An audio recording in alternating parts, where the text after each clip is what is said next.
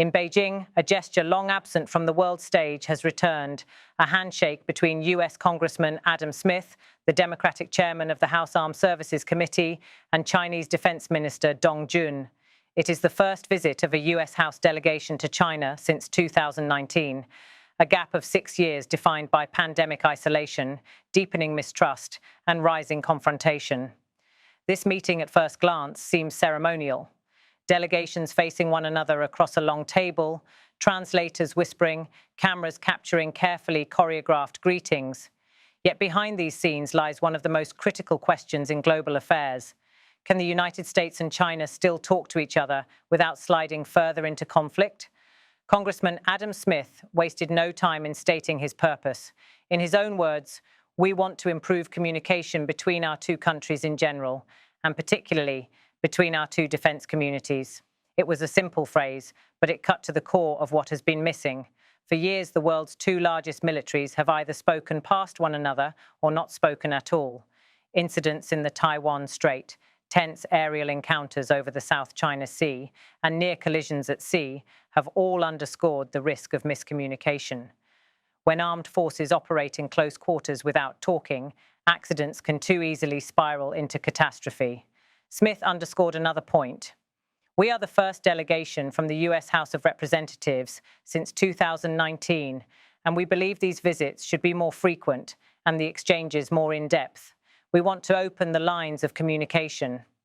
In Washington, congressional visits are often overshadowed by the headlines of presidential summits.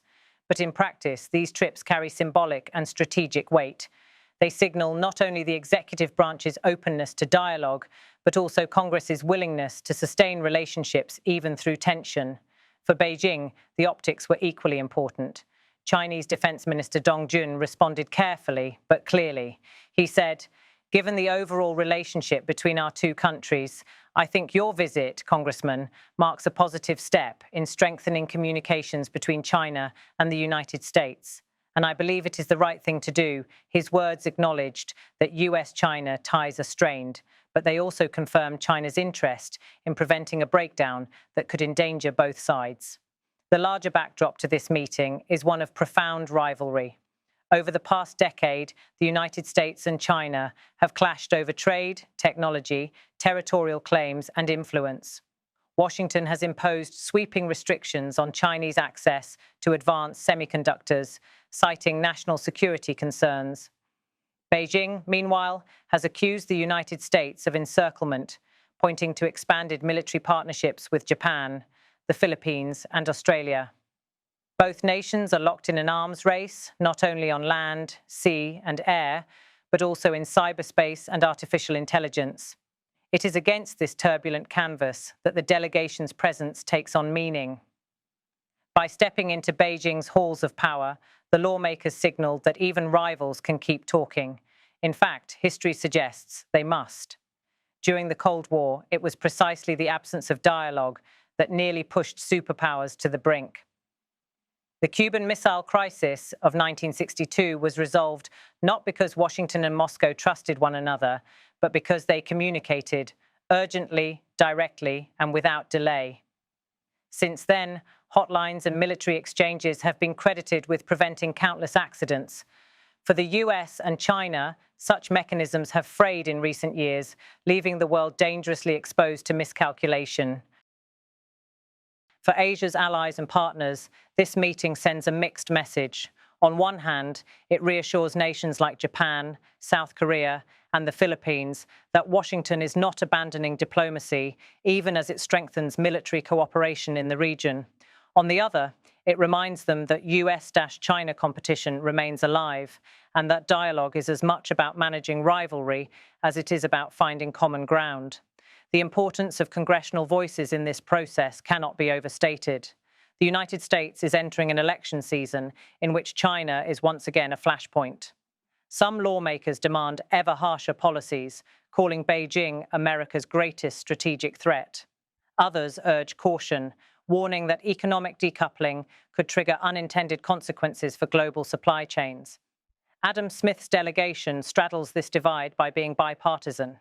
In an era when Washington itself is deeply polarized, the fact that Democrats and Republicans can travel together to Beijing reflects a rare area of consensus, the belief that even adversaries must keep lines of communication open. For China, this moment also carries its own layers of complexity. President Xi Jinping has tightened political control at home, launched sweeping crackdowns on dissent, and doubled down on asserting China's territorial claims in the South China Sea. Yet his government also faces slowing economic growth, capital flight, and growing international suspicion. Opening the door to US lawmakers is not just about diplomacy. It is about signaling that Beijing can still manage its rivalry with Washington without closing itself off completely. This balance is delicate. On issues like Taiwan, the gap remains unbridgeable. Washington insists it will defend the island's democratic government against coercion or invasion, while Beijing insists Taiwan is an inseparable part of China's territory. Each side reads the other's military exercises as provocations. Each fears that the other might take a bold step that would lock both into confrontation. In such a climate, communication is not about harmony, it is about crisis prevention. Consider the risks of silence. US naval patrols through the Taiwan Strait often meet Chinese warnings. American reconnaissance planes flying near Chinese airspace are intercepted by fighter jets performing risky maneuvers. A single miscalculation in such encounters could lead to loss of life. Without hotlines or established trust, even a minor incident could escalate into a diplomatic or military crisis. That is why Smith's insistence on opening the lines of communication resonates far beyond the walls of the meeting room. The timing of this visit is also telling. It comes after years of restricted exchanges due to the pandemic. It comes after the infamous balloon incident, when an object drifting across the United States was identified by Washington as a Chinese spy balloon, sparking outrage and fueling calls for a tougher stance. It comes after Beijing suspended and then selectively restored military dialogue, often using it as a lever in broader disputes. Against this backdrop, a handshake and a few sentences in Beijing are modest. But in diplomacy, modest steps often lay the foundation for breakthroughs. This meeting is not expected to produce immediate policy changes. There will be no sudden reversal of US export controls, nor will China alter its claims in the South China Sea. But that is not the purpose. The purpose is to ensure that when the next crisis looms, and history suggests it will, there is at least a phone number to call, a channel to use, a human connection to draw upon. The broader question is whether both sides can sustain this momentum. In Washington, some voices will inevitably dismiss the trip as appeasement. In Beijing, some will argue that engaging with US lawmakers exposes China to foreign meddling. Yet, beneath the surface, both governments understand the alternative: silence, mistrust, and the constant risk of stumbling into confrontation neither side truly wants. For ordinary citizens watching around the world, the significance may feel distant. But the reality is stark. The relationship between Washington and Beijing affects everything from global markets to regional security. When two defense chiefs, two delegations, or even two lawmakers meet, the consequences ripple outward to shipping lanes in the South China Sea, to factories in Southeast Asia, to stock exchanges in New York and Shanghai. In the final analysis, today's images are not images of harmony. They are images of recognition that communication, however fragile, is the only barrier standing between competition and conflict. Congressman Adam Smith's delegation may not rewrite history in a single trip, but it has reopened a door that had long been shut. Chinese Defense Minister Dong Jun's cautious welcome shows that Beijing, too, sees value in keeping that door ajar. In a world increasingly defined by rivalries and mistrust, sometimes progress is not measured by grand agreements or historic treaties. Sometimes progress is measured by a handshake, a table, and a sentence as simple as this: we want to open the lines of communication.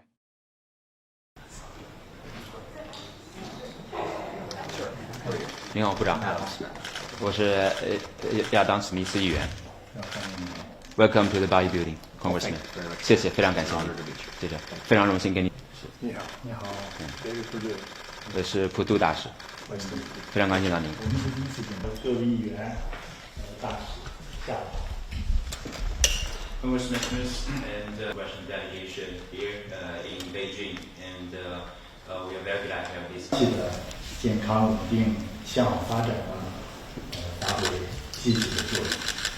我目前是担任军事委员会里面的资深团员，那从前也当过资深委员会委员长，因此对我们between our two countries in general, in particular, between our two defense. 部长先生，我非常期待今天的这一次对话。Open up better lines of communication between our two countries in general, in particular, between our two defense committees. We are the first delegation from the United States House of Representatives since 2019, and we feel strongly that there should be more frequent visits and more robust conversation. We want to open up the lines of communication. 在当前中美关系这个大的背景下，你们的来访体现了主张中美之间的交流，应该说这是有识之士的正确分析。